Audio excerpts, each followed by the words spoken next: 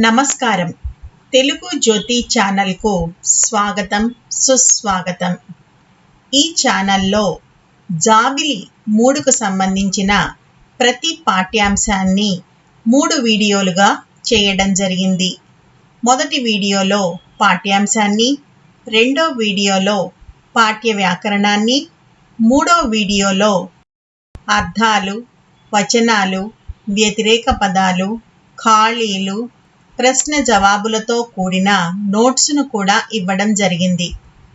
Hi పిల్లలు, ఇప్పుడు మనం వానదేవుడా అనే పాఠ్యాంశానికి సంబంధించిన నోట్స్ను చూద్దాం. అర్థాలు: మొదటిది భాగ్యాలు, సంపదలు. రెండవది పెతలు, బాధలు. మూడవది పరగణాలు, భూమిలో కొంత భాగం. నాలుగవది ఆసరా, తోడు. 5 గుమ్మి, ధాన్యం నిలువ చేసేది. వచనాలు: ఏకవచనం, బహువచనం. మొదటిది వాన, వానలు. రెండవది మేఘం, మేఘాలు. మూడవది చెరువు, చెరువులు. నాలుగవది ధాన్యం, ధాన్యాలు. ఐదవది ఊరు, ఊళ్ళు. వ్యతిరేక పదాలు: మొదటిది పేద, గొప్ప. రెండవది పెద్దలు, పిన్నలు. మూడవది తూర్పు, పడమర. నాలుగవది నల్లని, తెల్లని. ఐదవది చల్లగా, వేడిగా. ఖాళీలు: మొదటిది వానల్లు కురవాలే డాష్, వానదేవుడా. రెండవది డాష్ దిక్కున వానలు ఎక్కువగా కురవాలి, తూర్పు. మూడవది పెద్దలంతా కలిసి డాష్ తవ్వాలి, కాలువలు.